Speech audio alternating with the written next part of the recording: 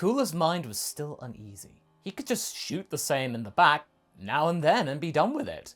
Use the opportunity when he and his worthless allies will be fighting the androids. That would solve so many problems and make him return as a triumphant leader to the Empire. It's what Freeza would have done, which makes him also hate the idea. And also, what would it prove in the long run?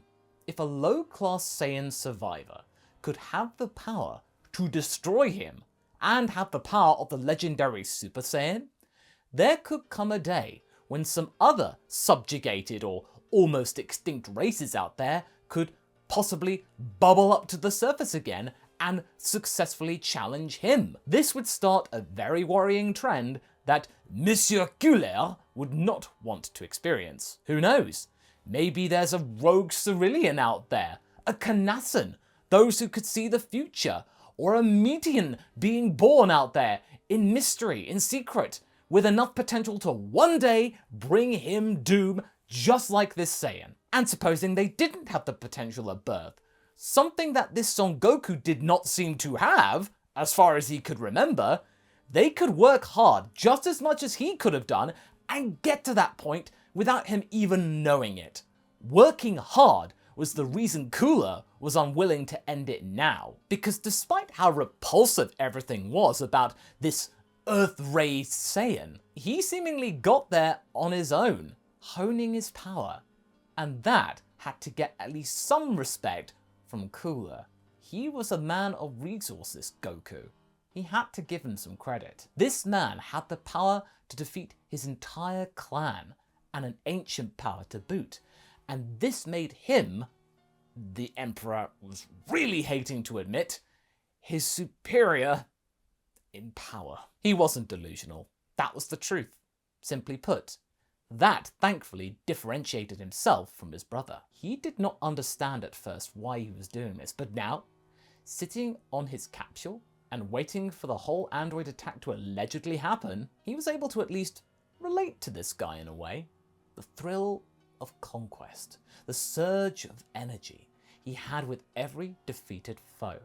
It must feel similar for this simpleton. Cooler halted his thoughts to realize that the Namekian was watching him. Although in the past he had proven to be no match for him, he almost appreciated the bravery. They still didn't trust him, those allies of Son Goku, but that really didn't matter right now, which had proven to him that whilst the Saiyan himself wasn't the sharpest tool in the shed out there, he had at least a good backup posse, plenty of smarter people around him to make up for the shortfall. One thing that he could not fathom though, is why they hadn't subjugated this pathetic planet to their will. They, as a group, the Dragon Team, could have done it easily. Heck, even those Earthlings that were hangers-on of Goku desperate to cling on to relevancy had decent enough scouter readings in which to be able to do so. They could just flick a finger and they'd be done. In any other scenario, he would even consider recruiting them to his brand new Cooler Squadron. Can I help you, Namekian? I don't know what your game is, but I'm watching you. There is no game, my green friend. You are simply still mad about that hole in your back. It was nothing personal, I assure you. It seemed pretty personal to me at the time. I came here to avenge the honor of my clan. Wouldn't you have done the same in my position? There was a very pregnant pause, a moment of almost understanding. I fought your brother back on Namek. I know that you people are already scheming something. Really? How did it work out for you then? Piccolo said nothing, still eyeing Cooler suspiciously. You don't like that the Saiyan has let me live, do you? I do question his judgment in that regard, yes. Cooler smirked slightly. Ooh, some vulnerability here. Good, good. Then you are smarter than he is. But I am willing to entertain myself. See what kind of silly androids these Earthlings could have possibly have built, and then take proper revenge. This is all but entertainment for me, and if you lose again, then it seems that I am simply not worthy of ruling my empire. Simple as that. They didn't speak for several days after that, though the Namekian was still lurking, watching him, acting as like the guardian of Earth, because, to be fair, he's related to Kami. Cooler took this opportunity to review and send some data regarding the current state of his kingdom, Granted, he was helping Goku out with some androids, but he still had a lot of stuff to do. Salza, Kikano, and Berry Blue were doing a decent job whilst he was here, with the Brentian trying to convince Monsieur Cooler to be done with this and return back to space where he belonged, but Cooler would always decline his advances. He had to see this through. This was a scratch that he really wanted to itch. Finally, he was approached by the Namekian and Son Goku's son. He had to admit that Goku's kid had a lot of guts. He wasn't completely frozen in fear at the sight of him. No. Well, it turned out that Gohan had challenged Freeza back on Namek, so yeah, that was well placed.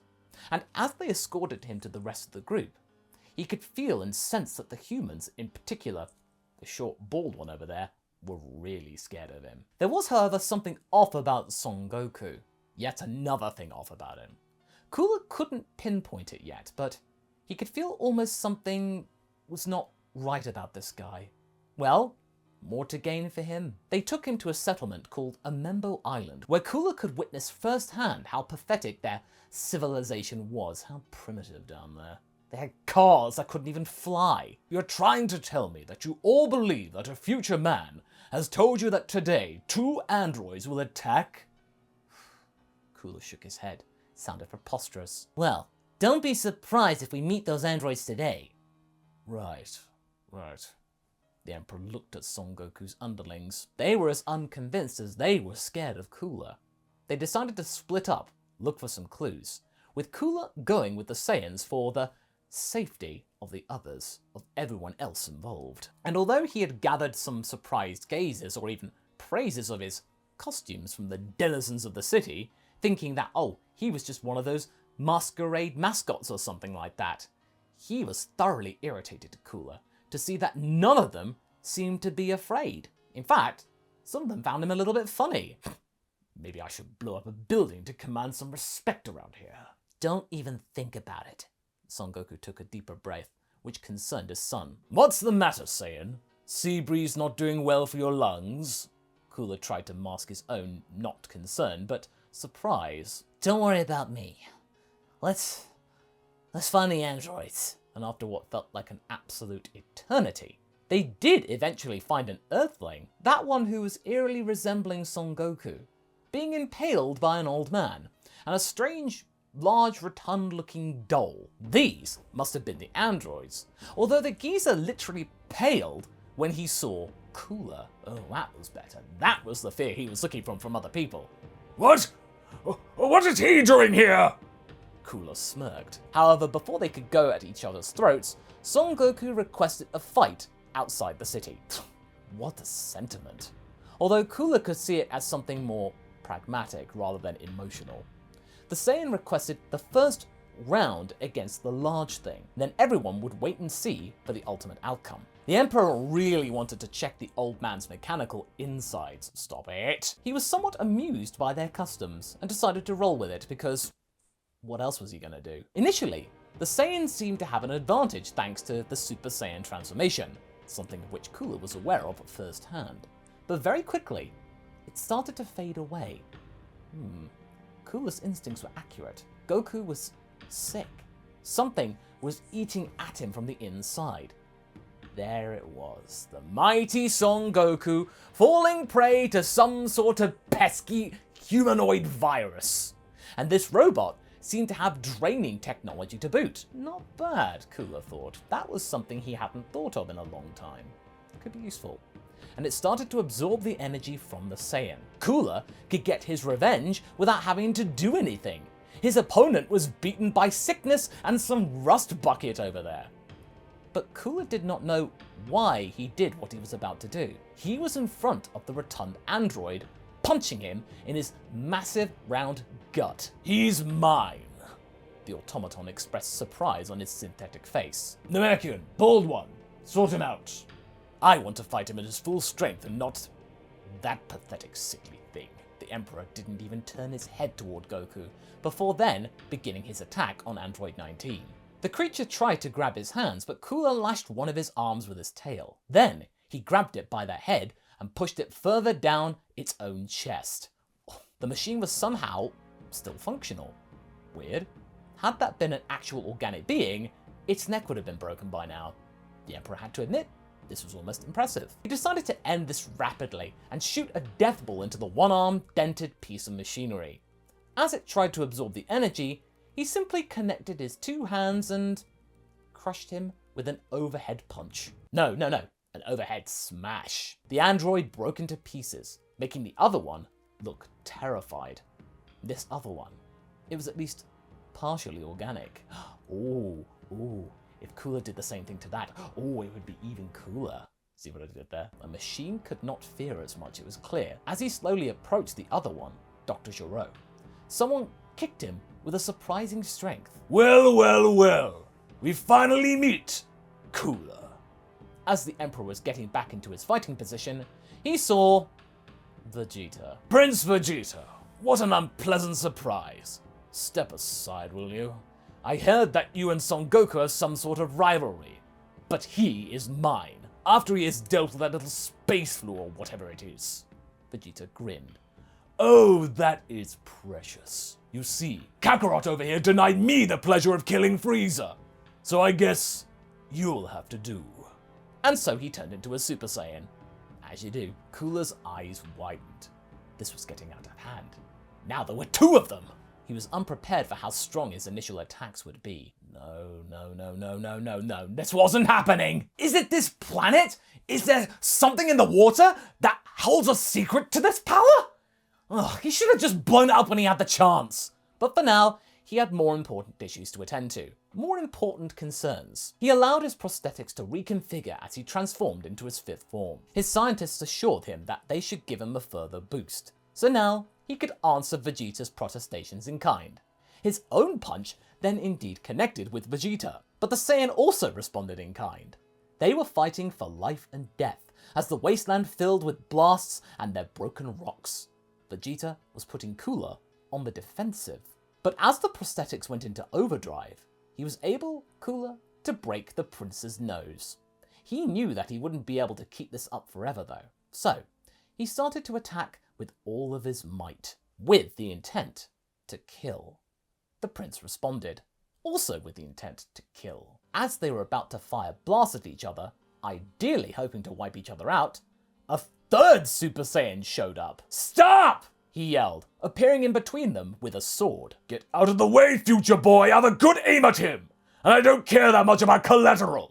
You two let Dr. Giraud escape! Why should I care about anything you say, Saiyan? Cooler scowled at Trunks. Because I'm the future warrior who defeated your brother and father! And those androids you fought aren't the ones from my future! You're free to duke it out after we're done with Giraud! But who knows what else he's hiding? Vegeta scowled at this. I don't care. I didn't take the mighty Vegeta for a coward, said Cooler. So it seemed that the mystical Super Saiyan from the future was real after all. They weren't lying about that one. Cooler looked to the sky. Going up there right now and blowing up the planet seemed really tempting right now. All right, you have my interest. If your other friend would kindly lower his attack. Vegeta glared at Cooler, wiping the blood coming from his mouth with his glove, and smirked. Whatever. I can kill you later. Sure. Just to show this upstart how meaningless his android threat is. The Namekian approached them and handed over 2 beans. Here, take this. There's no need for you two to waste your power. A sensu bean. It'll recover your strength. Have you given it to Son Goku before? Is this not a poisonous trick? It seemed to me like it was only accelerating his disease. Green Man, don't kill this guy before I do! The Emperor looked at Piccolo. Trust me, we don't plan to. So Cooler consumed it, and it felt amazing.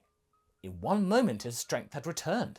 He could attack Vegeta right here and now, and he wouldn't be able to do a thing. But he kind of started to believe this whole android thing after all, when he thought about it some more. It took them some time to find the base of the scientist, with Cooler and Vegeta looking over their shoulders from time to time, in case one of them decided to get the jump on the other. Those sensu beans allowed Cooler to uphold his bluff on being on equal terms with the prince. As they approached the laboratory, they saw 2 young Earthlings standing there, along with the one that was called Giraud before them. Well, at least his severed head with an exposed organic brain. Okay, that was weird.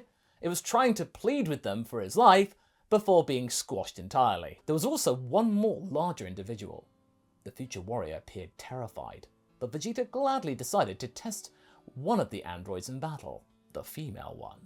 Cooler decided to test his mettle against her brother. He was thinking, yeah, okay, let's get it over with. But very quickly, both of them realized that these things were clearly stronger. Cooler could only watch from afar how the blonde one broke Vegeta's arms, whilst he was trying to do some significant damage to the brother. With Son Goku and Vegeta, he could at least hurt them. This abomination, though, he was impaled in the stomach. I have no idea what you are, man. Are you some kind of cyborg alien thing? It's kind of cool look, but sadly, the delinquent moved closer to him. Kind of pathetic. A large blast of energy covered Cooler, and everything went dark. And that's where we're going to be leaving things right now.